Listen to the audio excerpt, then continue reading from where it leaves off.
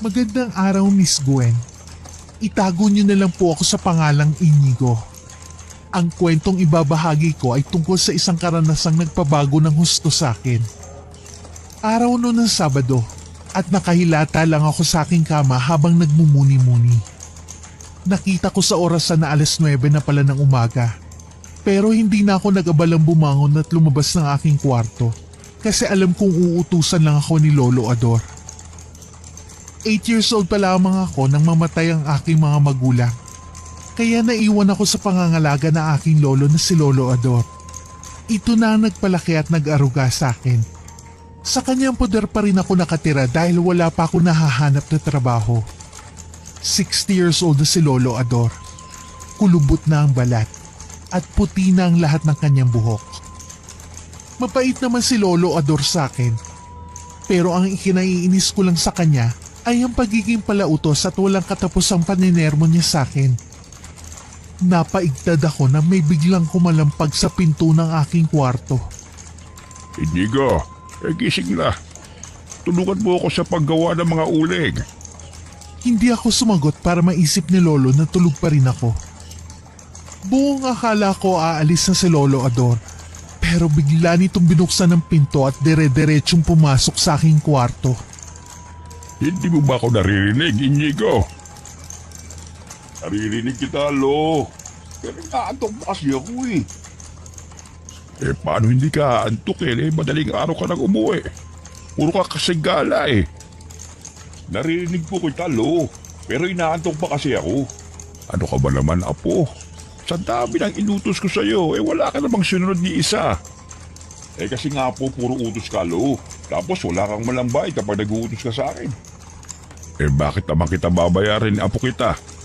Lolo mo ko. Kaya dapat sinusunod mo ang lahat ng mga sinasabi ko at pinag-uutos ko. Huwag puro barkada at magtulog lang ang isipin mo, Inigo. Hindi ka matututunan sa buhay. Ang dami mo nang sinasabi, Lo.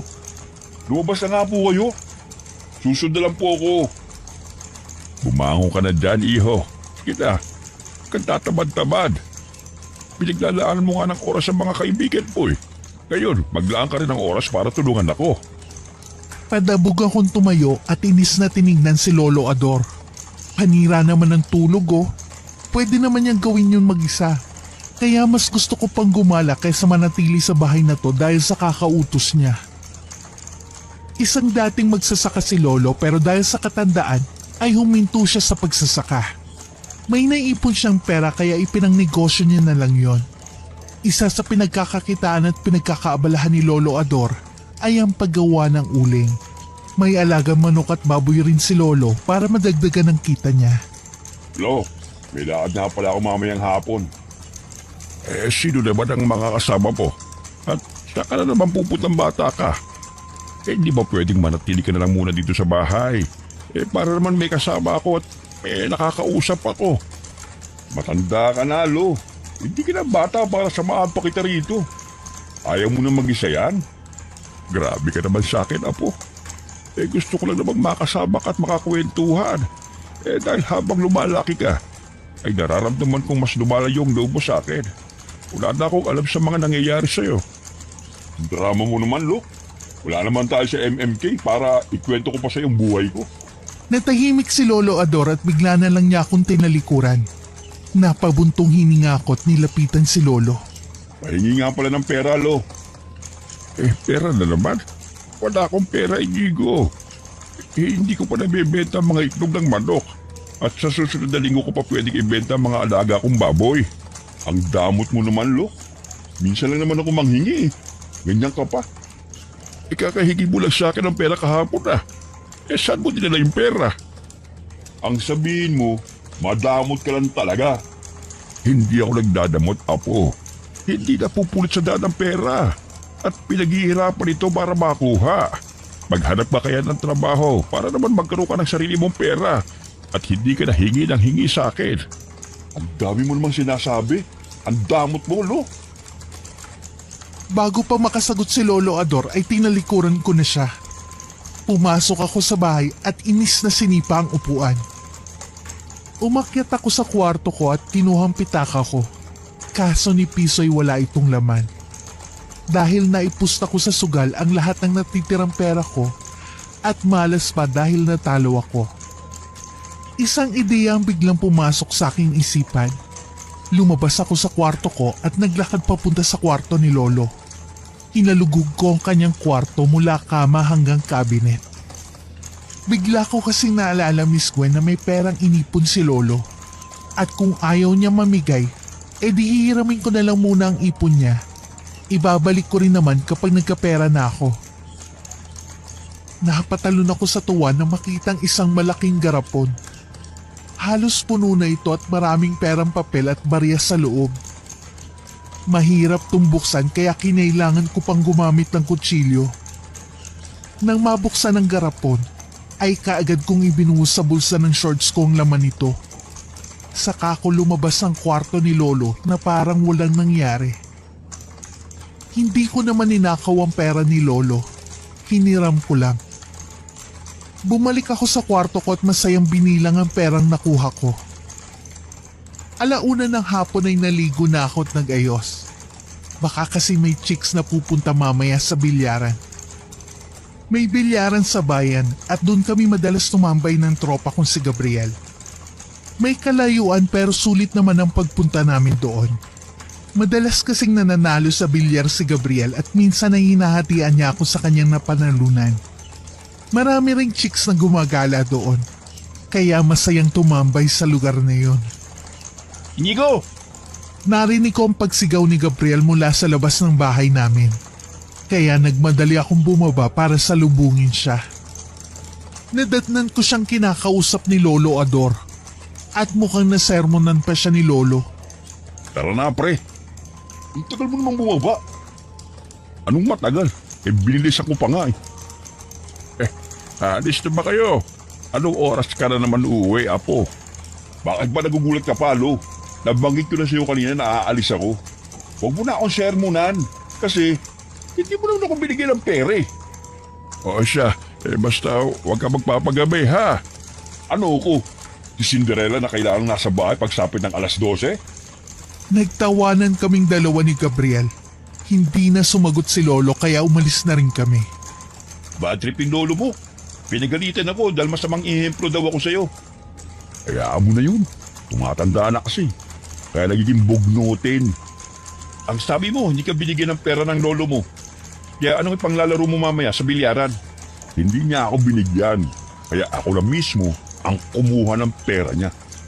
Dinako mo yung pera ni Lolo Ador? Hiniram ko, hindi ninakaw. Grabe ka talaga, pre. Paniguradong share mo na naman ang aabutin mo kapag nalaman ni Lolo Ador ang ginawa mo. Alam mo naman kung paano magalit ang lolo mo. Hayaan mo na yung matandang yun. Puro sermon lang naman ang alam niya. Maraming tao ngayon sa bilyaran at dahil sa dami ng tao, ay tumabi muna ako at hindi na muna naglaro. Ang daming dayo ngayong araw. Sumenyas sa akin si Gabriel na maglalaro muna siya at tumango lang ako habang nagmamasid sa paligid at naghahanap ng chicks na pwedeng kausapin. Naagaw ng atensyon ko ang dalawang lalaki na nag-uusap tungkol sa mga aswang.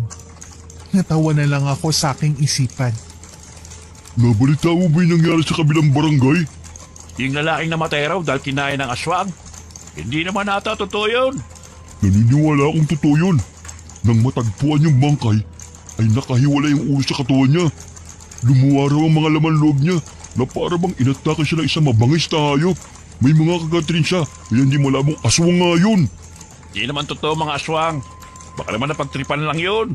O tao talaga ang pumatay sa kanya. Hindi ko na napigilang makisali sa usapan nila. Parang mga bata. Mga bata na lang ang naniniwala sa aswang. Anong aswang? Mga bata ba kayo para maniwala sa ganyang sabi-sabi? Anong petsa na no? Pero nagpapauto pa rin kayo sa kwentong aswang. Totoo nga ang mga aswang. Bakit? Nakakita ka na ba? Saka mo na ipagpilitan kapag ikaw mismo yung biniktima ng aswang. Ang tatangan nyo? Ilang oras pa kaming namalagi ni Gabriel sa bilyaran at ang malas ko dahil natalo na naman ulit ako. Naubos ko lahat ng pera ni Lolo Ador kaya lagot na talaga ako nito. Madilim na ang langit nang makalabas kami sa bilyaran. Malayo pa ang bahay namin ni Gabriel kaya isang mahabang lakaran na naman ang mangyayari. Madilim na ang mga kalsada at naririnig ko na rin ang tunog ng mga kuliglig. Ilang taon na ang lumipas pero wala pa rin na ipapatay yung poste ng mga ilaw dito sa barangay namin. Wala akong nakitang bituin sa langit at ang sabi, uulan daw kapag ganon. Usap-usapan sa bilyaran yung namatay na lalaki ah. Ang sabi nila, kagagawan raw ng aswang yun. Ay nako, pati ba naman ikaw ay naniniwala rin sa ganong kwento? Walang aswang. Loko ka pala eh. Hindi ka ba natatakot, Inigo? Paano kung isa-isahin na rin tayo ng mga aswang at sasakupin na nila ang buong mundo? Ano naman ang nakakatakot sa mga nilalang na nabubuhay lang sa isang kwento? Nagpapatawa ka ba? Humagalpak ako ng tawa nang biglang kumapit sa braso ko si Gabriel na para bang isang tutang takot. Habang naglalakad kami ni Gabriel, ay may bigla akong naramdamang kakaiba. Pakiramdam ko ay may taong sumusunod sa amin. Nanindig rin ang mga balahibo ko dahil sa biglang pag-ihip na malamig na hangin.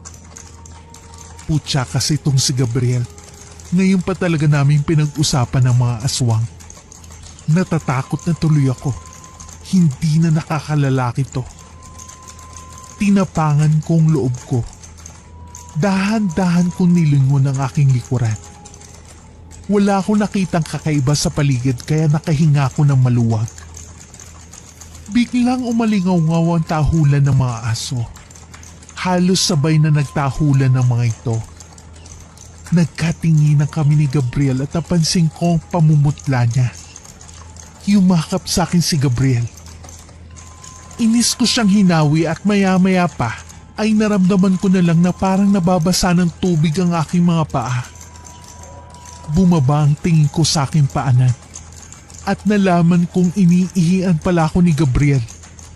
Buong puwersa ko siyang itinulak palayo sa akin. Ang baboy mo naman, pre. Sa pako pa talaga ka umihi. Natatakot kasi ako eh. Sorry na, pre. Basa na tuloy yung brief ko. Paboritong brief ko pa naman to kasi may logo ni Superman. Putya, kadiri ka. Ayos lang yan. Hindi naman mapanghi ang ihi ko eh. Hindi ko alam kung dapat ba akong matawa o sasapakin na lang kita. Sorry na, pre. Gumanti ka na lang sa akin. Ihian mo rin ako tapos ako pa magsasorry sa'yo. Hindi ko kinakaya ang kababuyan mo. Tinawanan lang ako ni Gabriel. Pareho kami natahimik dahil nagtahulan na naman ang mga aso at kasabay nito ay ang malakas na pagkulog at pagkidlat. Napasigaw si Gabriel at bigla na lamang tumalon sa likod ko. Bakbo na tayo, pre. Mukhang may aswang. Bumaba ka nga, ang bigat-bigat mo eh. Bumaba siya at bigla na lang kumaripas ng takbo. Napailing na lang ako at sinundan siya. Tahimik ang bahay nang makauwi ako. Akala ko tulog na si Lolo Ador pero nakita ko siyang bumaba ng hagdan. Bigla akong kinabahan. Sana naman hindi niya alam na kinuha kong ipon niya. Bakit ngayon ka lang? Mabuti na lang at hindi ka naabutan ng ulan. May tirang ulam pa sa kusina. Kumain ka na. Napaismid ako sa sinabi ni Lolo. Tinungo ko ang kusina at nakita isang mangkok sa gitna ng lamesa. Inalis ko ang takip nito at agad na pangiwi nang makita ko ang laman nun. Ito lang, Lo. Ulam pa ba to? Masarap naman yung sardinas, Apo. Wala na kasi akong pera. Ayoko namang buksan yung alkansya ko kasi gagamitin ko yun para sa pagkain ng mga baboy natin. Pagod ako tapos sardinas na naman. Hindi man lang itlog o pritong manok. Aanhin ko tong sardinas mo. Nakakasawa na, Lo. Umayos ka nga, Inigo. Hindi ka dapat nagsasalita ng ganyan sa harap ng grasya. At nakalimutan mo na ba ang itinuro ko sa'yo? Nakainin mo ang kung ano lang ang meron sa lamesa. Hindi magandang asa lang ipinapakita mo sa akin, Apo. Hindi kita pinalaking bastos. Sa sobrang pagkairita ko ay inis kong hinawi ang mangkok. Bumagsak ito sa sahig at tumilapon ang laman nitong sardinas. Nabigla si Lolo sa ginawa ko. At bago pa niya ako mabulyawan ay mabilis akong tumakbo paakyat sa kwarto ko. Isinara ko maigi ang pinto para hindi makapasok si Lolo. Kinaumagahan ay nagising ako dahil sa sunod-sunod na kalampag na narinig ko sa pinto. Tamad akong tumayo at pupungas-pungas pang naglakad para pagbuksan si Lolo. Bakit na naman, Lo? Ang aga-aga pa eh. Uutusan mo na naman ba ako? Ano ba ang kasalanan ko sa'yo, Inigo? Ano bang maling ginawa ko sa pagpapalaki sa'yo? Ano ba sinasabi mo? Hindi kita maintindihan, Lo eh. Nang mawala ang ama at ina mo, ay ako lang tumayong magulang mo. Inalagaan kita, pinakain, binihisan, at pinatira sa bahay ko. Pero bakit ito ang sinukli mo sa akin, Apo? Tinuro ko sa iyo ang lahat ng magagandang asal. Pero parang nakalimutan mo na ata ang lahat. O hindi kaya wala ka naman talagang tinandaan sa mga sinabi ko sa iyo? Ano bang trip mo, Lo? Ha? Ano bang trip to? Bakit ba nagmumonolog ka na naman sa harap ko? Ang mga alaga kong hayop ang isa sa nakatulong sa atin para mabuhay. May mga inipon akong pera para sa mga alaga nating hayop. Malaki-laki na rin yun. Pero ang lahat ng yun ay hindi ko na mahagilap sa loob nitong garapon. Pinagbibinta mo ba ako, Lo? Paano mo nagawang nakawan ako, Inigo? Paano mo nakayanang kunin ang pera pinaghirapan kong ipunin? Hindi kita pinalaking magnanakaw, Apo. Lo, wala akong alam sa mga sinasabi mo. Hindi ko ninakaw ang pera mo. At isa pa, ni minsan ay hindi ko naisip na nakawan ka. Hindi ako pinanganak kahapon. Kaya huwag na tayo maglokhan pa rito, Inigo. Alam kong ikaw ang kumuha ng pera ko. Dahil minsan mo na itong ginawa nung bata ka pa. Ilabas mo na ang pera ko para hindi na tayo magkagulo pa. Wala naman ako ilalabas dahil wala naman ako ninakaw.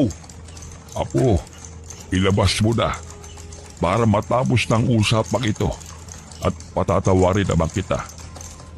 Wala nga sa akin, Lo. Ang kulit mo naman eh. Apo mo ako eh. Pero bakit hindi ka nagtitiwala sa akin? Baka naman may pumasok na kawatan dito habang abala ka sa paggawa ng uling. Malinis ang konsensya ko, Lo. Yun na nga eh. Apo kita. Pero bakit ang hirap mong pagkatiwalaan? Lo, maniwala ka sa akin. Wala talaga akong kinuhang pera mo. Umamin ka na, Inigo. Aminin mo na ang pagkakabali mo. Oo na. Ako na ang kumuha. Nasaan na? Akin na ang pera. Ibalik mo na sa akin. Ipinusta ko na sa bilyaran, Lo. Ano? Ipinagsugal mo yung pera ko? Ipinagsugal mo lang? Hiniram ko lang naman yun, Lo. Babayaran naman kita kapag nagkapera na ako ulit. At paano ka na ba magkakapera? Wala kang ang trabaho. Ni pagtulog sa akin sa ulingan ay hindi mo magawa. Dahil mas pinapairal mo ang katamaran mo. Puro paggala ang laman ng isip mo. Naubos ko na yung pera, Lo. Natalo ko sa laro namin. Paano na yan? Ano nang gagawin ko? Ibenta mo na lang muna yung ilang mga manok mo, Lo, para magkapera ka. Hindi ko na talaga alam kung anong gagawin sa'yo, Apo.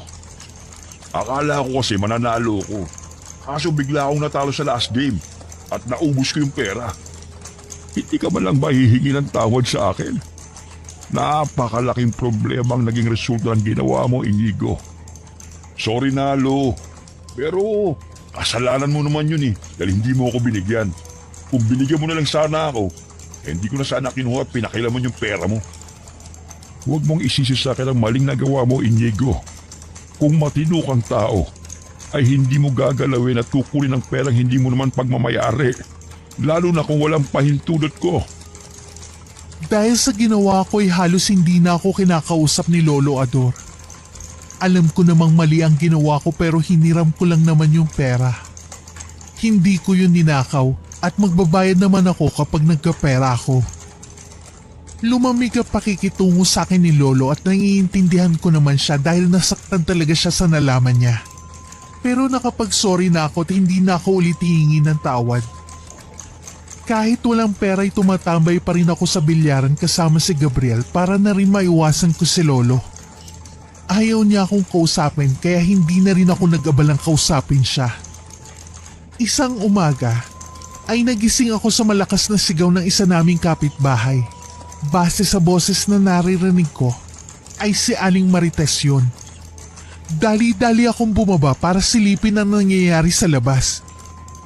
Paglabas ko ng bahay ay nakita ko mga kapitbahay namin na nagkukumpulan.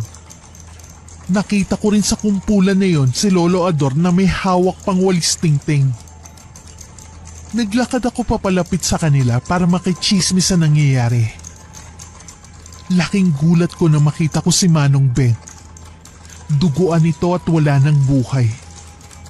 Nakalabas rin ang laman loob nito at narinig ko pa sa iba na nawawala ang puso ni Mang Ben.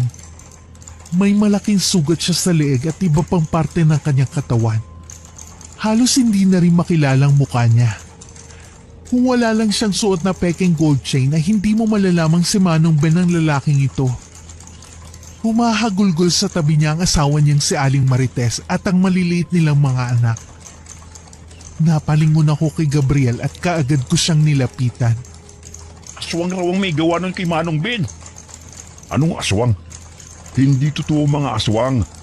Baka naman inatake ng malaking aso o oso si Manong Ben. Sobrang lalang nangyari kay Manong Ben. At imposibleng hayop lang may gawa nun.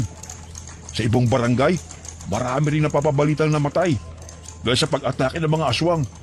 Hindi malabong isa na rin si Manong Ben sa inatake ng mga aswang na yun.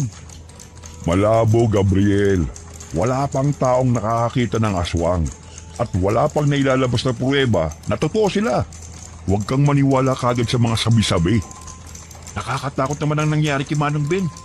Kung sino man na may gawa niyan sa kanya, wala siyang puso. Halang ang kaluluwa niya.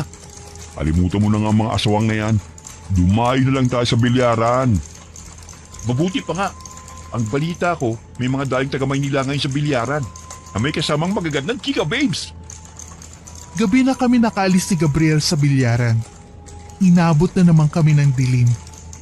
Walang mga bituin sa langit at sunod-sunod ng malakas na pagkulog. Halos buong linggo umulan at mukhang uulan na naman. Masyadong nakakatakot ang daan kaya naman nag-asara na lang kami ni Gabriel para aliwin ang aming mga sarili. Naalala mo ba yung chicks na niligawan mo nung high school? Sino ron? Marami akong niligawan kaya hindi ko na alam kung sinong tinutukoy mo. Basta may chicks ka niligawan noon eh. Pero binasted ka kasi ako ang type. Loko, wala pang bumabasan sa akin. Aminin mo na lang kasing mas gwapo ko kaysa sayo. Nung umulan ng kagwapuhan, nasalo ko lahat habang tulog ka naman sa loob ng bahay nyo. Gwapo ka lang nung hindi pa nauusong tao. O sige, paramihan na lang ng naging girlfriend oh. Ayoko. Baka makatulog ka sa dami na naging girlfriend ko. Baliw, isa lang naman na naging girlfriend mo eh. Tapos, 1 linggo lang ang tinagal ng relasyon nyo. Manahimik ka na nga, kakainis ka. Tinawanan ako ni Gabriel. Napakamot naman ako sa aking ulo. May katotohanan ng sinabi ni Gabriel. Isa pa lang ang naging girlfriend ko dahil pihikan ako pagdating sa babae. Yung kaisa-isang babae na naging syota ko ay ipinagpalit lang ako sa iba. Pero marami naman ako nakalandian mula nung high school. Natigilan ako sa pagtawa nang biglang sumulpot sa harapan namin ang isang batang lalaki. Sa hula ko'y nasa 10 na ang edad ng batang ito. Hindi ko alam kung saan siya nanggaling. Hindi rin pamilyar sa akin ang mukha niya. Palimos po, kuya. Anong limos? Gabi na. Bukas ka namang istorbo ng mga tao, bata. Gutom na po ako. Kaya nung umaga pa po ako hindi kumakain. May sakit po ang lola ko. At wala akong pambili ng gamot niya. Palimos po, kuya. Hindi ko pa makaintinding bata ka. At bakit sa gabi ka namamalimos? Anong trip mo? Kuya, kahit barya-barya lang po. Wala akong pera. Lumayas ka na nga. Sige na po, kuya. Palimos po. Ano ba ang hindi mo maintindihan sa sinabi ko? Wala akong pera. At kung sakaling may pera man ako, hindi pa rin kita bibigyan. Napakabaho mo. Tan dumi-dumi mo pa. Hindi ba gusto maligo sa inyo? Takot ka ba sa tubig at sabon? Grabe ka naman po, kuya. Kung ayaw niyo pong magbigay, hindi niyo naman ako kailangan laitin pa. Wala naman akong ginagawang masama sa inyo ah. Manahimik ka nga. Umalis ka na. Umuwi ka na sa bahay nyo. Doon ka sa nanay mo manghingi. Ang sama-sama na ugali mo. Sana maparusahan ka ng langit. Anong sinabi mo? Tama na yan, pre. Hayaan mo ng batang yan. Oh, ito. 5 piso. Ibili mo ng pagkain. Salamat po. Sana lahat ng tao ay kagaya mo at hindi katulad ng lalaking to. Madamot na ang sama pa na ugali. Ang kulit mo kasi. Hindi ka makaintindi. Huwag mo naman po ako sigawan. Sa sobrang inis ko ay tinulak ko ang bata. Tumilapon siya sa simento at naiiyak niya akong tiningnan. Napangisi ako't bahagya pang natawa. Akmang lalapitan ko sana siya pero inawat na ako ni Gabriel. Ayan. Diyan ka nababagay. Kung iiyak ka, huwag dito. Magsumbong ka sa nanay mo at lola mo kung gusto mo. Ang pangit na ugali mo. Pagsisisihan mo tong ginawa mo sa akin. E di pagsisiyan, pakialam ko. Isusumbong kita sa lola ko. Malalagot ka sa kanya. Sige lang. Isabong pati lolo mo at buong ninuno nyo. Hindi ako natatakot sa batang paslit na kagaya mo. Pre, bata lang yan. Di mo sana sa tinulak. Eh ang kulit eh. Ang tigas ng ulo. Kahit na pre, mali pa rin ang ginawa mo. Sige na bata, umalis ka na lang para wala ng gulo. Gabi na kaya umuwi ka lang sa bahay nyo. Baka hinahanap ka ng magulang mo. Hindi sumagot ang bata at tinapunan pa niya ako ng masamang tingin bago siya naglakad papalayo sa amin. Tinapik ni Gabriel ang balikat ko at hinila na ako para maglakad. Pagdating ko sa bahay ay naabutan ko si Lolo na nagsasaboy ng asin sa pintuan at sa mga bintana. May suot-suot rin siyang kwintas na gawa sa bawang. May bitbit rin siyang rosaryo at maraming garapon ang nasa mesa. Oh, Lo, ano ginagawa mo? Kumakalat na sa buong baryo natin ang pagsugod at pag-atake ng mga aswang. Marami ng buhay ang nasawi kaya kailangan natin ng proteksyon. Eh magandang panlaban sa mga aswang ang asin at bawang. May holy water na rin ako galing kay Father. Bakit ka tumatawa, Inigo? Kasi ang tanda-tanda mo na pero naniniwala ka pa rin sa mga aswang na yan. Hindi totoo mga aswang, Lo. Para ka naman si Gabriel eh. Paniwalain masyado. Sa mga teleserye at palabas lang sa TV merong aswang. Noong kapanahunan ko ay uso rin sa amin ng aswang. Marami ring namatay dahil sa pagsugod ng mga aswang. Noong ipinagbubuntis pa lamang ng lola mong nanay mo, ay inatake ng aswang ang bahay namin. Lo, baka naman imahinasyon mo lang yun. Mabuti na'y nakahanda tayo, Apo. Delikado na ang panahon ngayon at saka wala namang masama kung gugustuhin natin mag-ingat. Bahala ka, Lo. Maniniwala lang ako sa mga aswang kapag ako na mismo ang nakakita sa kanila. Apo, may isang rosaryo sa kwarto ko. Kunin mo yon para may proteksyon ka. Hindi ko na kailangan ng proteksyon dahil wala na bang aswang eh. Ang himping na sana ng tulog ko kaso bigla akong nagising dahil sa lakas ng kalabog na nagmumula sa itaas ng bubong. Binangungot din ako kaya pawisan ako na magising. Habol-habol ko ang aking hininga habang nakatingala sa aming kisame. Pinapakiramdaman ng kalabog mula sa bubong. Palakas ng palakas ang ingay mula sa bubong. At hindi ko alam kung sino at anong gumagawa ng ingay.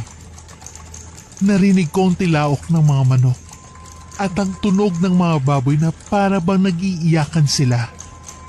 Imbis na silipin ko ang mga alagang hayop ni Lolo ay bumalik na lang ako sa pagtulog. Baka pusa lang yung nag-iingay sa bubong kaya binaliwala ko na lang. 6:00 ng umaga ako nagising at bumaba na ako para kumain. Hinalughog ko ang kusina pero wala akong nakitang lutong ulam. Sinilip ko ang kwarto ni Lolo pero hindi ko siya nahanap doon. Lumabas ako ng bahay at nagbabaka sakaling nasa likod bahay lang si Lolo Ador. Ganitong oras niya kasi pinapakain ng mga alaga manok at baboy niya. Nakita ko si Lolo na nakatayo sa harap ng kulungan ng mga manok. Wala siyang imik at nakatulala lang. Kaya mas minabuti ko nang lapitan siya. Lo, ayos ka lang ba? Bakit walang nakahandang ulam sa kusina? Gutom na ako, Lo. Patay na ang lahat ng alaga kong manok at baboy. Dahil sa sinabi ni Lolo ay napatingin ako sa mga kulungan ng alaga niyang hayop. Napatulala ako nang makita ang mga dugong na tuyo na at wala ng kabuhay-buhay ang mga manok at baboy. Para silang kinatay dahil sa mga itsura nila. 6 lahat ang baboy ni Lolo at wala ni isang nabuhay. Bigla ko narinig ang pag-iyak ni Lolo saka siya napaluhod sa lupa. Nanginginig ang mga mata kong nakatingin kay Lolo. Mahal na mahal ni Lolo ang mga alaga niyang hayop at ito ang bumubuhay sa amin pero ngayon naubos ang lahat ng ito. Napakalaki ng nagastos ni Lolo at ibebenta na dapat sila kaso namatay silang lahat. Pinatay silang lahat. Iniisa-isa na tayo ng mga aswang. Lo, hindi nga totoo mga aswang. Mga katang-isip lang sila. Sa tingin mo ba, sino pang ibang gagawa ng ganito? Tingnan mo nga ang itsura ng mga alaga kong hayop, Inigo.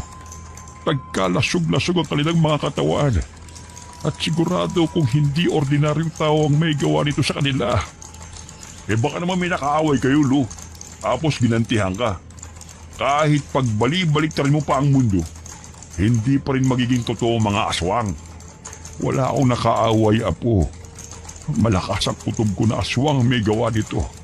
Pero hindi nila ito gagawin kung wala tayong nagawang masama o kasalanan sa kanila. Hindi naman sila basta-basta umaatake. Sinasabi mo ba na may nagawang masama si Manong Ben? Kaya sa pinatay ko ng mga aswang, Lo? Kahibangan yan, Lo. Posible, Inigo. Lo, itigil mo na nga ang kakaisip sa mga aswang na yan. Baka pusa lang ang umatake dyan sa mga manok mo.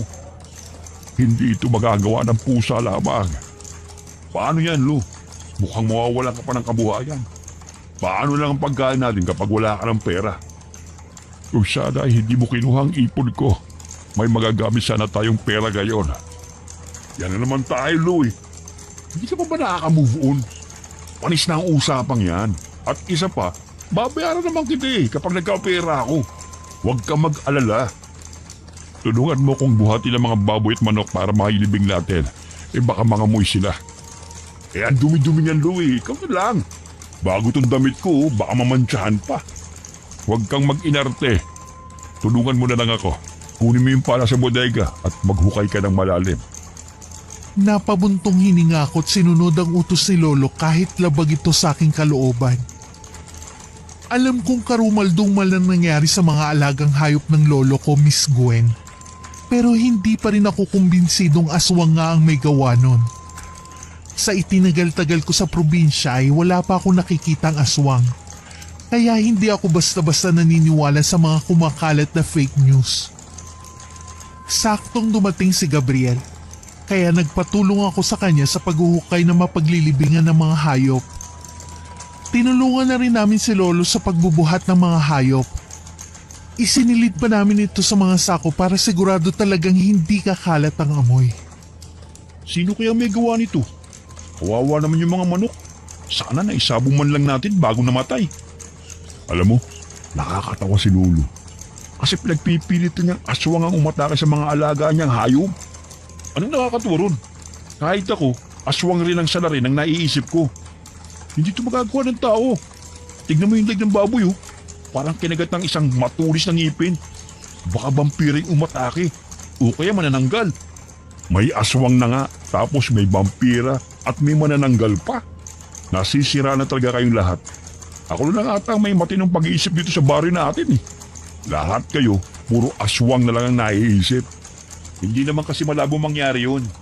Sa dami ng napapabalitang pag-atake ng mga aswang, hindi na ako nagtatakang aswang rin ang pumatay sa lahat ng mga alaga ng lolo mo. Baka mag-shoot na nga rin ako ng kwintas na bawang para hindi makalapit ang aswang sa akin. Anong malabo? Napakalabo nga. Parang 100 beses ko na atang sinabi sa'yo na hindi nga totoo mga aswang. Gawa-gawa lamang sila ng makulit na imahinasyon ng mga tao. Pero paano nga kung totoo palang may aswang? Nasabi rin sa akin ng lolo ko noon na marami rin napabalitang aswang sa probinsya nila. May naikwento rin ganyan sa akin si lolo. Pero hindi talaga ako naniniwala sa mga aswang na yan eh. Alam mo, mag-aswang hunting kaya tayo mamayang gabi. Ikaw na lang. Total sa atin dalawa, ikaw lang ang naniniwala sa aswang. Hinahain na ata ng aswang ang lahat ng laman ng utak nyo. Isang matandang babaeng namataan ko sa hindi kalayuan. Nakatayo lang ito at nakatingin sa akin. Mahabang palda at maluwag na damit ang suot niya. Mahaba at kulay puti ang kanyang buhok. Magulo rin ito na parang 1 taon nang hindi nasusuklayan. Napaatras ako nang biglang pumula ang kulay ng mga mata niya at ngumisi pa to sa akin. Kinusot ko ang aking mga mata at muling nilingon ng matandang babae. Pero hindi ko na siya nakita pa. Napatalon ako sa gulat nang kalabitin ako ni Gabriel. Narinig ko pa ang pagtawa niya dahil sa reaksyon ko. Hoy, anong tinitignan mo? May matandang babae kasi nakatingin sa akin. Nasaan? Saan siya? Wala naman akong nakikita matanda bukod sa lolo ador mo. Hindi mo ba siya nakikita? Pulang-pula pa nga yung buong mata niya eh. Pula? Ano kaya yun? Baka aswang. Hindi naman siya mukhang aswang. Buwasang tao kahit nakakatakot ang itsura niya. Hindi mo ba alam na pwede mag-anyong tao ang mga aswang? Baka nga isa sa bawat 5 taong nakakausap natin araw-araw, aswang. Tao sa umaga, tapos aswang sa gabi. Napaas mo talaga ng utot yung utak mo, no? Puro aswang. Baka naman crush ka nung matanda, kaya nakatingin sa'yo. Mas paniniwalaan ko ba yan? Sa gwapo kong to, lahat na bibiyag ko. Mapadalaga o matanda man. Yabang, aswangin ka sana dahil sa kayabangan mo. Sinapak ko sa braso si Gabriel. Muli ko nilingon ang parte kung saan ko nakita ang matandang babae. At ganun na lang ang panlalaki ng mga mata ko nang muli ko siyang nakita. Nakangisi pa ito at namumula pa rin ang buong mga mata niya. Bigla niya akong kinawayan. Namumot lang siniko ko si Gabriel sa tabi ko. Ano? Bakit ka naniniko? Ayun yung matanda oh. Bumalik siya. Nakikita mo ba? Saan? Saan banda? Wala naman tao ah. Hindi mo nakikita?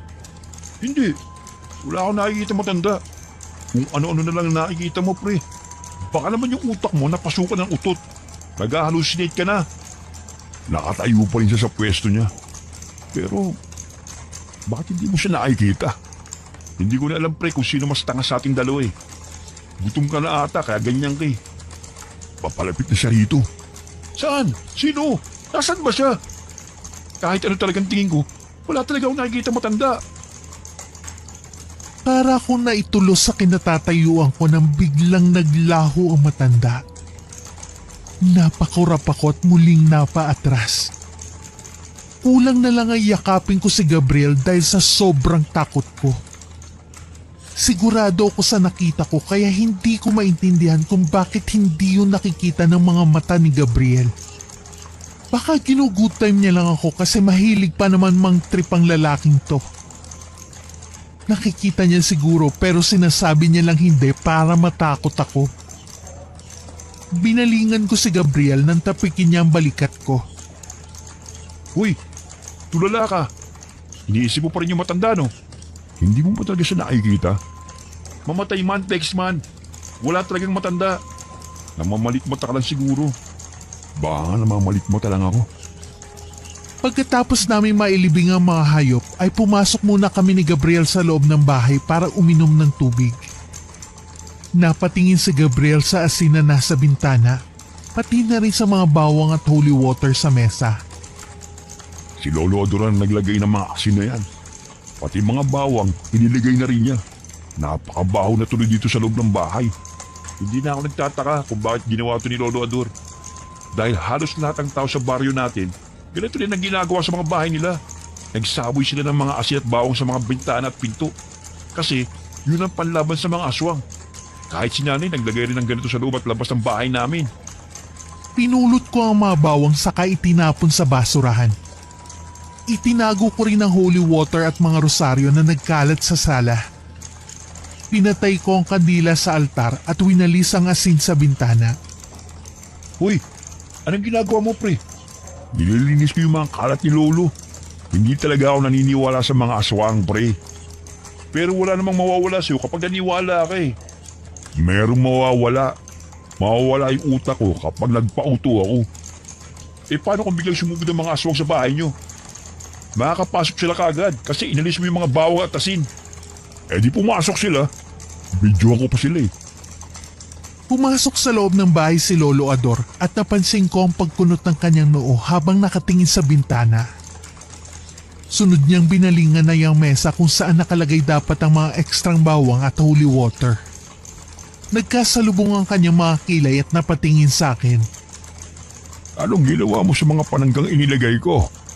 Itinapon ko na lo. Sado na kasi kayo naniniwala sa mga aswang na yan eh. Itigil nyo ng kahibangan nyo. Walang aswang dito sa baryo. Eh bakit mo kinuha, Apo? Panlaban natin yun sa mga aswang. Ibalik mo ang lahat ng inilagay ko rito. Nasa basurahan na lo. Kung gusto mo, pulutin mo na lang yun. Hindi mo dapat yun pinakailaman, Inigo. Pwede tayo mapahamak sa ginawa mo. Nauna nang inatake ng mga aswang ang alaga nating hayop. At posibleng tayo na ang isusunod nila. Walang isusunod kasi wala namang aswang, lo eh. Bakit ba pinagpipilitan nyo yung kabaliwan nyo? Hindi kabaliwan ang maniwala sa mga aswang, Apo. Kabaliwan yun, Lolo Ador. Ang akala ko mga bata lang ang naniniwala sa mga aswang. Pero pati pala kayo. Ibalik mo na lang ang lahat ng iniligay ko. Tapos ang usapan. Nagkatingin ang kaming dalawa ni Gabriel. Umiwas siya ng tingin at nagpipigil ng tawa. Padabog kong binuksan ang basurahan saka pinulot ang mga bawang na itinapon ko. Kumuha ako ng asin sa kusina at nilagyan ulit ang mga bintana at pinto. Ginalit mo na naman si Lolo Ador. Ayaw niya kasing makinig sa akin. Kasi dapat ikaw ang nakikinig sa kanya, pre. Matanda na ang lolo mo. At maraming taon na siyang nabubuhay sa mundo. Kaya mas marami siyang alam kesa sa'yo. Marami siyang alam pero hindi niya pa rin alam na hindi totoo mga aswang. Kung hindi ka naniniwala, magpanggap ka na lang na naniniwala ka. Sakay mo lang ang sinasabi ng lolo mo. Huwag mo na siyang galitin at pagsabihan. Matanda na ang lolo mo. Kaya dapat iniintindi mo na lang siya. Paano ko nga iintindihin kung hindi ko nga maintindihan ang trip niya? Sumapit ang gabi at umuwi na rin si Gabriel. Tulog na rin si Lolo Ador sa kanyang kwarto. Akmang aakyat na sana ako sa hagdan nang may biglang humatok sa pinto. Palakas na palakas ang pagkatok nito. Sumilip ako sa bintana at napasigaw na makita ko ang isang itim na tao. Hindi ko alam kung tao ba yun, pero nakita kong may mga mata siya. Hubot-hubad ito at itim na itim ang katawan. Nanlilisik at namumula rin ang kanyang mga mata. Nakatingin lang kami sa isa't isa.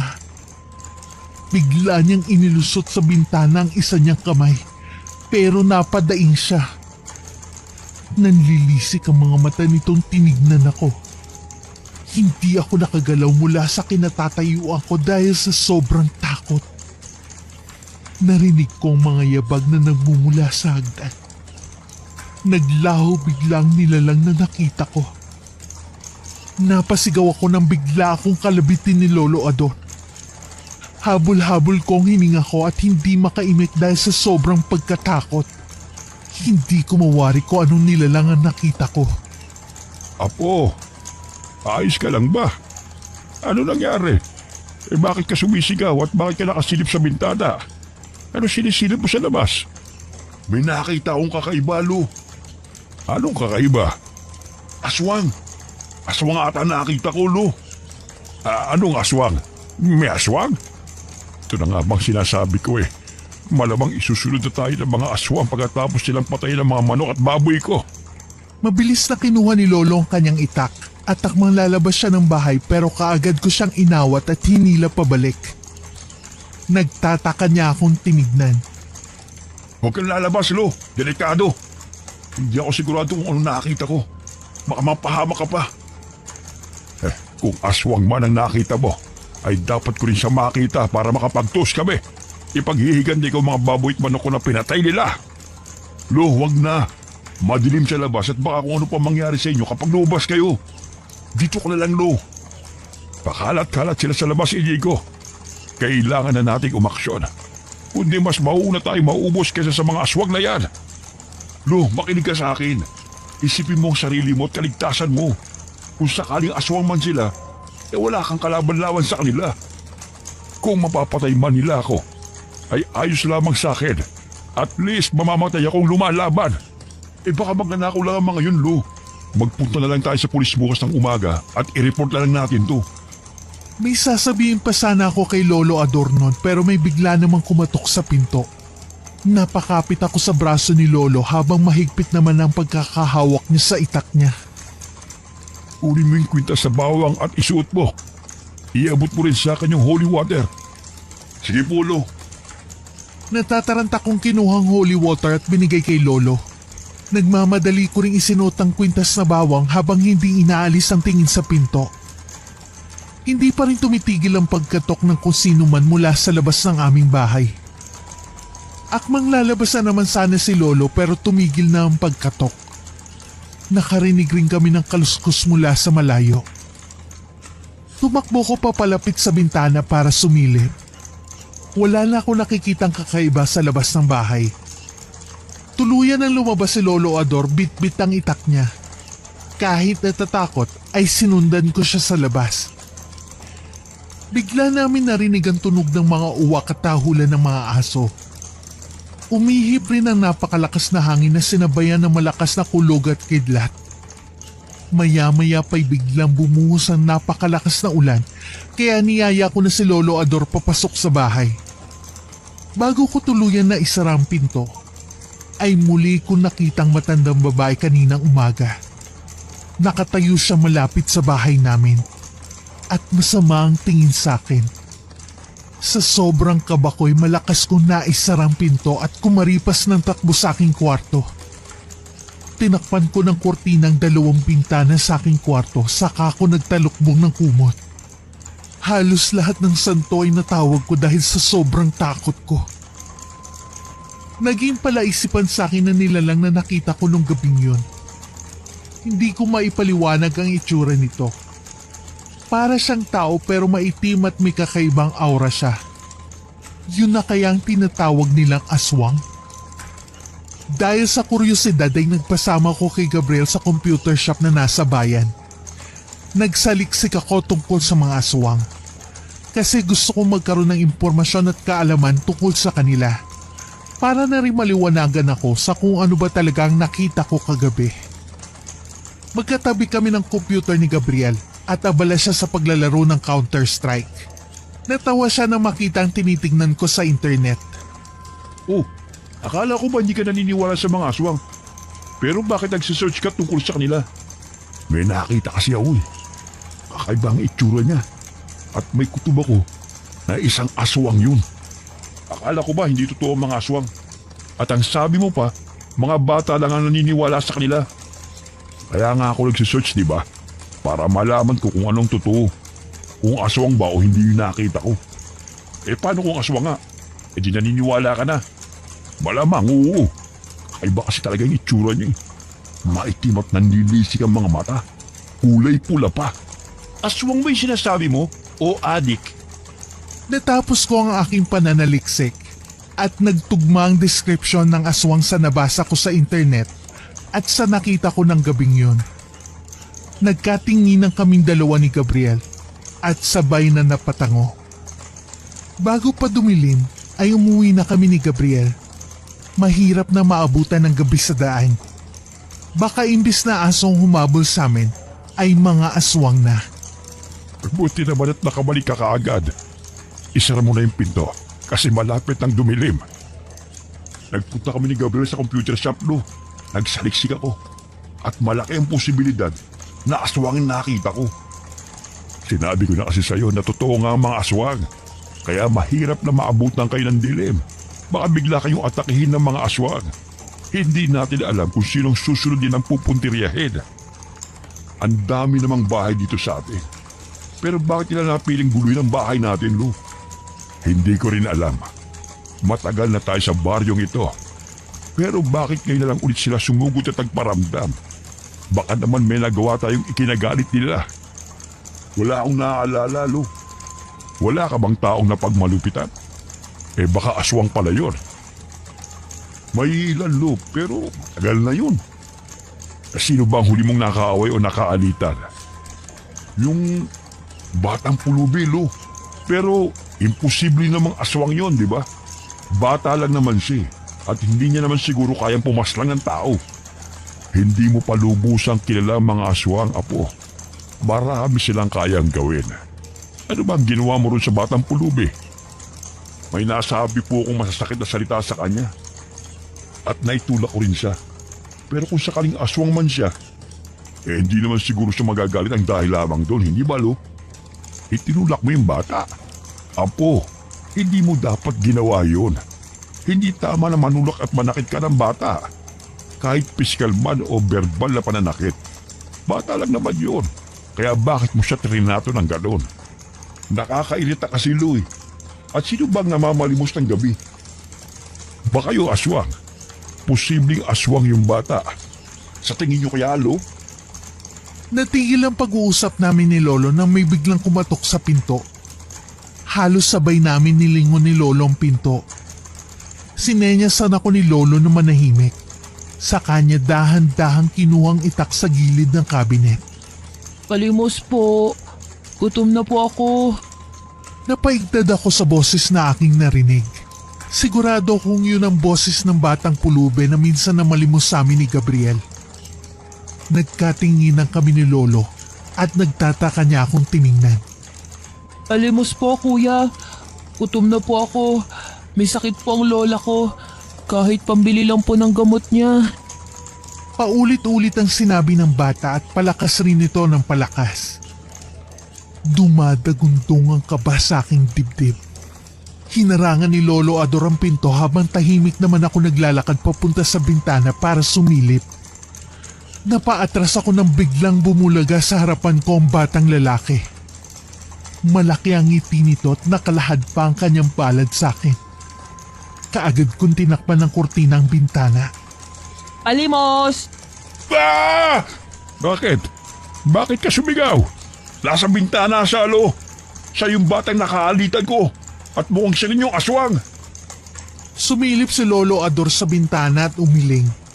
Sinabi niya sa akin na wala naman siyang nakita pero patuloy pa rin ang pagkatok ng bata sa pinto habang paulit-ulit ang sinasabi ang katagang palimos po. Isang oras ang itinagal bago tuluyang nawala ang pagkatok. Gusto sanang sumilip ni Lolo sa labas pero pinigilan ko ulit siya kasi baka biglang bumulaga ang bata at kung ano pang gawin kay Lolo. Noong gabing yun ay sa kwarto ako ni Lolo Ador natulog. Nasa kama si Lolo habang sa lapag naman ako nakahiga at hawak-hawak ang isang rosaryo.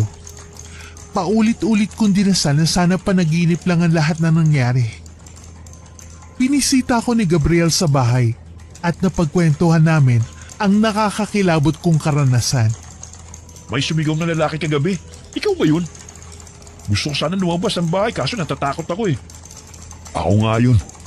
Nakita kasi namin ni Lolo yung aswang eh. Aswang? Talaga? Saan? Inaswang ba ulit kayo? Naalala mo ba yung batang pulubi na inaway ko? Oo, yung batang nanlilimos kahit gabi. Nagpunta siya rito kahit gabi na. Pumatok siya sa pinto at nanlilimos. Ilang oras bago siya tuluyang umalis. Paano mo naman nasabing aswang yung bata? Baka namamalimos lang talaga. Judgmental ka rin eh, no? Malakas ang kutob ko na aswang siya. Sa tingin ko rin, hindi aksidente nagpunta siya sa bahay namin. Pakiramdam ko parang alam niya kung saan ako nakatira eh. Parang sinadya niya talagang puntahan ako. Nakakabahala naman yung sinasabi mo, pre. Di ba parang imposible? Kung siya ang aswang, siya rin yung pumapatay sa mga tao dito sa baryo? Pwede. Pwedeng siya at pwedeng yung mga kapamilya niya. Kung totoo man yung sinabi mo, bakit ka naman niya pinuntahan? Balak ba niya maghiganti sa'yo? Baka, posible. Hindi ko alam. Nagiya si Gabriel papunta sa bayan kasi inutusan siya ng nanay niya at gusto niya akong isama. Maraming gulay at isda ang binili ni Gabriel kaya tinulungan ko siya sa pagbubuhat. Paalis na sana kami sa palengke pero bigla ko nakita yung batang pulubi. Nakaluhod siya sa gilid at may maliit na lata sa kanyang harapan. kung saan naglalaglag ng pera ang iilang taong dumadaan. Hinila ko si Gabriel papalapit sa batang pulubi. Nang mapansin ng presensya namin ay kaagad siya naglahad ng kamay. Nagtutulakan pa kaming dalawa ni Gabriel sa kung sino ang unang lalapit sa batang pulubi. Hoy! Anong ginagawa mo sa bahay namin? Sinundan mo ba ako? Paano mo na lamang doon ako nakatira? Pre, bumusigawan. Baka biglang magalit yan at maging aswang. Patay tayo. Magsabi ka nga ng totoo, bata. Aswang ka ba? Kayo ba ang pumapatay sa mga tao dito sa baryo? Hindi ko po alam ang sinasabi niyo, kuya. Palimos na lang po. Kahit 5 piso, malaking tulong na sa akin at sa lola ko. Sa tingin mo ba bibigyan kita ng pera pagkatapos yung patay ng mga kapitbahay namin? Mga salot kayo mga aswang. At ang dapat sa inyo, mamatay na lang at maubos na. Hindi ako aswang, kuya. Sa sobrang galit ko ay sinipa akong lata sa kanyang harapan. Tumilapon nito at gumulong ang mga laman nitong barya. Umiyak ang bata habang pinupulot ang mga barya niya sa lupa. Nang matapos sa pagpupulot ng barya, ay tumayo siya at galit kaming nilingon. Pagbabayaran mo ang ginawa mong to. Masyado masama ang ugali mo. At least hindi ako aswang. At hindi ako pumapatay ng tao. Mga salot kayo mga aswang. Lumayas kayo dito sa lugar namin. Mag-ibang bansa kayo kung gusto nyo. Mananagot ka sa ginawa mo sa akin.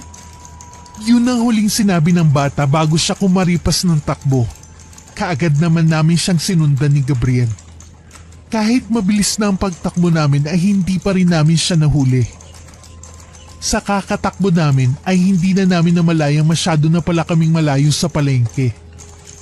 Napadpad kami sa kabilang barangay. Maraming magkakatabing kabahayan ngunit walang katao-tao sa labas ng mga bahay. Hindi ko rin alam kung may tao ba sa lugar na ito. Naghiwalay kami ng daan ni Gabriel. Sa kaliwa siya habang sa bandang kanan naman ako tumakbo para mabilis naming mahanap ang batang pulubi. Magpakita ka na sa akin, bata. Hindi naman kita sasaktan eh. Biglang sumulpot ang bata sa aking harapan pero tumakbo rin ito kaagad paalis. Mabilis ko siyang sinundan. Nakita ko siyang pumasok sa isang lumang bahay na gawa sa kawayan. Dahan-dahan akong pumasok doon para hanapin siya. Pero ibang nahanap ko. Isang matandang babae ang nakita ko. Nakaupo ito sa sahig at parang nag-uurasyon. Mahaba at puro uban na ang buhok nito. Sobrang kulubot na ang kanyang balat. Hindi ko maaninag ng maayos ang kanyang mukha dahil nakatagilid siya sa akin. Aalis na sana ako. Pero biglang tumingin sa akin ang matandang babae. Pula at nanlilisik ang mga mata nito. Bigla ko rin napagtanto sa mga oras na yun na siya rin yung matandang nagpakita sa akin ilang linggo na ang nakakalipas. Napaatras ako nang bigla siyang naglakad papalapit sa akin. Galit pa rin ang tingin nito sa akin. Bigla siyang tumalon at sa sobrang takot ko ay napaupo ako sa lupa. Sobrang bilis ng tibok ng puso ko at pinagpapawisan na rin ako ng husto. Pakiramdam ko'y katapusan ko na. Sino at ano ang nagdala sa iyo rito? Hindi ka dapat nagpunta rito. May hinahanap lang po ako. Nagkamali ka ng pinuntahan pero saktong-sakto ang dating mo. Dahil hindi pa kami naghahapunan ng apo ko.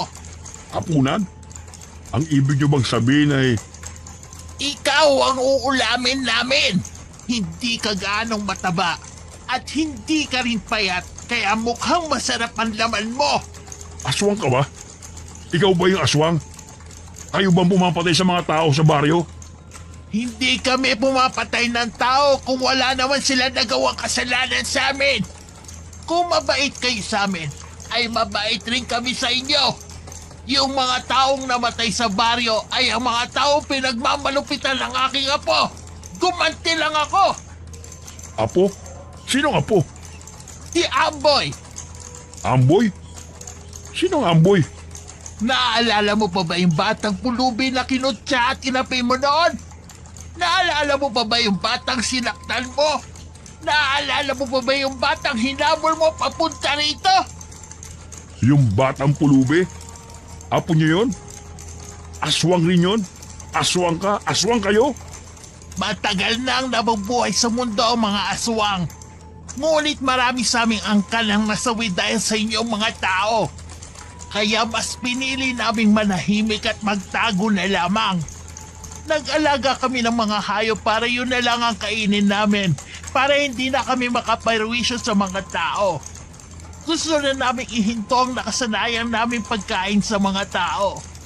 Pero habang namamalimos ang aking apo, ay maraming taong nanakit at umapi sa kanya. Mga taong masasamang kagaya mo. Naisipan kong gumanti at patayin ang mga taong nanakit sa aking apo. Kasama ka roon. Kaya naman pinaslang ko lahat ng alaga ninyong hayop para man lang makaganti. Pero hindi sapat yun. Ang buhay mong tanging kabayaran sa masama mong pag-uugali at sa hindi mabuting pakikitungo sa ibang tao, lalo na sa lolo mo, na wala namang ibang ginawa kundi ang alagaan at buhayin ng tamad na kagaya mo. Ikaw ang pumatay sa mga alagang hayop ng lolo ko? Kakasabi ko lang, hindi ba? Bungol ka rin bata ka eh. Kasalanan naman ng apo niyo nangyari. Pilit siya nangihingi ng pera at ang kulit, ayaw tumigil. Kahit paanong kakulitan ng apo ko, ay wala kang karapatang saktan at sabihan siya ng masasakit na salita. Bata lang siya at di hamak na mas matanda ka kung mag-isip kaysa sa apo ko. Tigilan niyo nga ako. Tigilan niyo nga kami. Magsilayasan na kayong mga aswang. Hindi ka naging mabuting tao. Nangaapi ka ng iyong kapwa. Kahit ang lolo mo ay sinasagot-sagot mo at halos hindi mo siya nire-respeto. Ang mga tao kagaya mo ay hindi karapat-dapat mabuhay dito sa mundo. Ibig na baguhin mo ang iyong sarili at pag-uugali, ay mas lalo lang lumalala ang iyong kasamaan. Sa ating dalawa, ikaw ang masama. Ikaw ang pumapatay. Kasi karapat-dapat silang patayin at mawala na sa mundo. Kasalanan to lahat ng apo mo. At kahit ikaw, may kasalanan din. Dapat ikaw nagtatrabaho. Imbis na siyang namamalimos para may madalang pera sa inyo. Sa iyo pa talaga nang galing yan? Nakalimutan mo na ba kung paano mo iniasa ang lahat sa lolo mo? Nasa wasnong edad ka na, pero nakaasa ka pa rin sa lolo mo. Ni ang maghanap ng pera at magtrabaho ay hindi mo ginawa. Matanda ng lolo mo pero pinagtatrabaho mo pa rin siya at hindi mo pa tinutulungan. Natahimik ako at napaisip sa sinabi niya. May punto lahat ng kanyang sinabi. Mali ang mga nagawa ko sa ibang tao lalo na sa sarili kong lolo. Mali rin ang ginawa kong pagtrato sa batang pulubi. Maling pinaiiral ko ang galit at inis ko imbes na kumalma at intindihin ang sitwasyon. Tumulo ang luha ko nang maalala kong lahat ng sakripisyong ginawa ni Lolo Ador para sa akin. Inalagaan niya ako at pinalaki ng maayos, pero puro kawalang yaan ang isinukli ko sa kanya. Napakasama akong apo. Binaliwala kong lahat ng kabutihan at pagmamahal sa akin ni Lolo. Marami ako sinabing masasakit na salita sa kanya. Hindi ako naging mabuting apo sa lolo ko. Bago pa ako mapatay ng aswang, ay tumakbo na ako paalis. Kaso bigla siyang sumusulpot sa kung saan-saan. Bigla siyang tumalon papunta sa akin. Umikot ang paningin ko at nawalan ako ng malay. Nagising na lamang ako na nakatali na ang mga kamay at paa ko. Sa harapan ko'y nakatayo ang maraming tao, pero sa tingin ko mga aswang sila. Nandun din ang matandang babae at ang batang pulubi. Lahat sila'y nakatingin sa akin at pinagigitnaan ako. Galit ang kanilang mga itsura. Pakawalan niyo na ako. Uuwi na ako sa amin. Hindi ka makakaalis ng buhay dito. Ikaw ang magiging pagkain namin ngayong gabi, kaya magpaalam ka na sa mundo. Huwag niyo akong patayin. Maawa kayo sa akin. Matanda na ang lolo ko. At ako na lang ang pamilya niya. Kapag nawala ako, wala na rin siya makakasama. Wala na rin mga kasama ang lolo ador ko.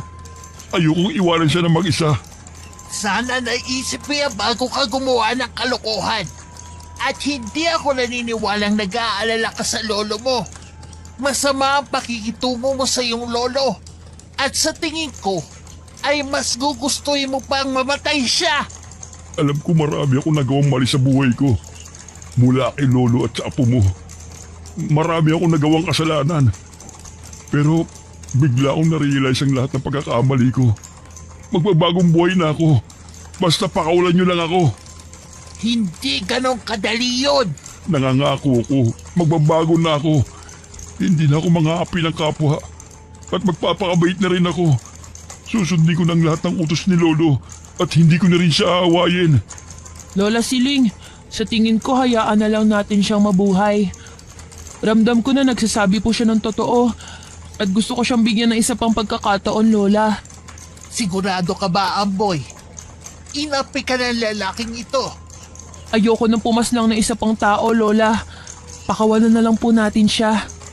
Sige, ang apo ko ang masusunod. Pakakawalan lang kita pag ipinangako mo sa akin hindi mo na uulitin ang mga maling nagawa mo. Kapag gumawa ka ulit ng masama at ng api ng kapwa, ay hindi ako magdadalawang isip na balikan ka sa bahay niyo. Nangangako po ako. Magbabago na ako. Magbabago na po ako. Pagkatapos ko silang makumbinsi na magbabago na ako, kaagad nila akong pinakawalan. Pero may isang lalaking bigla na lang nagsalita. Galit siya. Sinabihan niyang matanda na dapat daw ay hindi ako basta pakawalan. Pumunta raw ako sa teritoryo nila at base sa kanilang batas, kapag may taong pumasok sa kanilang teritoryo, hindi na dapat pang makalabas ng buhay. Doon nanginig ang tuhod ko. Gumapang na rin ang takot at kaba sa akin. Naisip kong hindi na ako ligtas. Nang tignan ko ang lalaki, seryoso siya. Nakikita ko sa mga mata niya na hindi talaga ako pakakawalan ng buhay. Nagsimula ng tumulo ang luha ko dahil sa takot. Doon pa lang ako natutong magmakaawa para sa buhay ko. Yung pagmamakaawa na tagos sa puso ko. Sobrang takot na takot ako. Sa tindi nito'y hindi ko magawang ihakbang ang mapa ako. Hindi ko magawang tumakbo para iligtas ang aking sarili. Dumadagundong sa pandinig ko ang boses ng lalaki. Huwag po. Talagang nagsasabi po ako ng totoo. Magbabago na po ako. Hindi na ako magiging pasaway. Hindi na ako mga-api ng iba. Huwag niyo lang po ako patayin. Bigyan niyo po ako ng isa pang pagkakataon. Hindi ba sabi naman ni Lola, hindi na kayo kumakain ng tao? Pakawalan niyo na lang po ako at ipapakita kong magbabagong buhay na ako. Eduardo, pabayaan mo na siya. Bigyan mo siya ng isang pagkakataon. Tignan mo, nanginginig na ang tuhod niya dahil sa takot. Mukhang hindi na niya kayang iligtas pa ang kanyang sarili. Parang hindi na siya makakatakbo palayo. Akala ko'y magiging ligtas na ako ng pigilan ng matandang lalaki. Pero hindi. Kahit ang matandang babae, hindi rin pinakinggan ng lalaking yon. Nanlaki ang mga mata ko nang makita ko mismo ang pagpapalit ng anyo ng lalaki. Ibinali-bali niyang leeg na para bang nag-iinat ng buto. Pagkatapos ay nakita kong naglabasan ng matutulis niyang ngipin. Nang iangat niyang mga kamay, ay doon ko napansin ang mahahaba at matutulis niyang kuko. Namumula na rin ang mata niyang nalilisik kung makatingin. Napaatras na ako. Pero dahil sa panginginig ng aking katawan, ay hindi ko magawang tumakbo. Paisa-isang hakbang lang paatras ang ginawa ko. Lola, pigilan niyo po siya. Mukhang hindi po siya nagbibiro. Talagang kakainin po yata niya ako. Amboy, hindi ba bati na tayo? Sabihan mo naman siya. Makikinig naman siya sa inyo, di ba? Pasensya ka na, kuya. Dito kasi sa amin, si Kuya Eduardo ang pinakapasaway at matigas ang ulo. Wala siyang sinusunod. Hindi siya nakikinig sa kahit na sino sa amin. Kapag gusto niya, gagawin niya. Ang totoo, magkaugali kayong dalawa. Wala rin siyang pinaniniwalaan kahit sino o kahit ano. Hindi. Imposible. Makikinig pa siya, Lola. Tulungan niyo po ako. Parang awa niyo na. Nang tumalo ng lalaki, bigla na lang ako nakatakbo dahil sa takot. Mabilis ang pagtakbo ko at hindi ako lumilingon sa likuran. Kung gaano ako kabilis tumakbo, ganon din kabilis ang puso ko sa pagkabog. Ni hindi ko na rin nagawang sumigaw para humingi ng tulong at sabihin hinahabol ako ng aswang. Nakatuon ang isip ko sa pagtakas. Lalo pa ako natakot nang marinig ko ang bawat kaluskos sa paligid na para bang may tumatakbo na mabilis at hindi alintana ang mga damo sa paligid. May isa nga ring bigla na lang nahahawi. Panaka-naka akong lumilingon at nanlalaki ang mga mata ko kapag nakikita ko talagang hinahabol ako ng aswang. Dumadaan siya sa damuhan at hindi niya iniinda kung masusugatan siya roon. May pagkakataon na lumalambitin siya sa mga sanga para mas mabilis ang kanyang paghabol sa akin. Sobrang bilis niyang kumilos. Maliksi at talagang desididong mahuli at mapatay ako. Lalo kong binilisan ng pagtakbo. Hanggang sa matisod ako sa batong nakausli sa lupa. Nang masubsob ang mukha ko sa lupa, ay doon na ako napaiyak. Tama na. Parang awa mo na. Magbabagong buhay na talaga ako. Promise, hindi na ako magiging pasaway. Huwag mo na akong kainin. Wala mag-aalaga sa lolo ko. Matanda na yun. Kaming dalawa na lang natitira sa pamilya namin. Paano na siya? Wala na siyang katuwang sa buhay. Bigyan mo ba ako ng isang pagkakataon? Magbabago na talaga ako.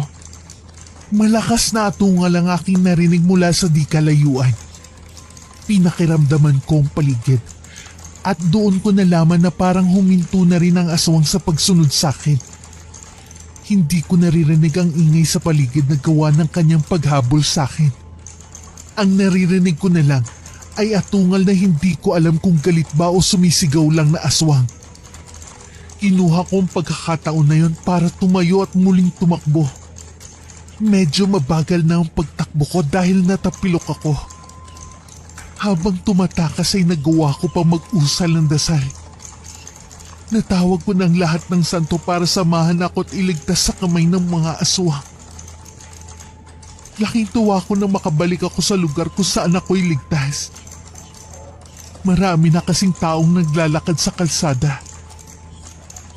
Napaiktad ako nang biglang may humawak sa akin. Doon ko lang nalaman na si Gabriel pala yun. Ano nangyari? Uwi na tayo, bilis.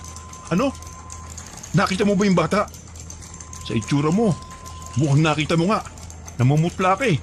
Tsaka, bakit napilay ka? Umalis na tayo rito. Sa bahay lang tayo mag-usap.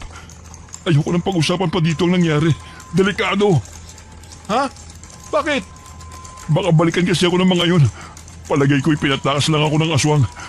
Pero anumang oras ay lalapain niya ako kapag nagpasaway pa ako. Kaya tara na, uwi na tayo. Ayun! Mukhang naturo ka ng leksyon sa pinuntahan mo ah. Hindi na ako magtatanong. Mukhang alam ko na kung ano nangyari. Mabuti at pinakawalan ka pa nila. Ah, alam ko na. Baka hindi nila gusto yung karne mo. Tumawa ng malakas si Gabriel na kaagad ko namang sinaway.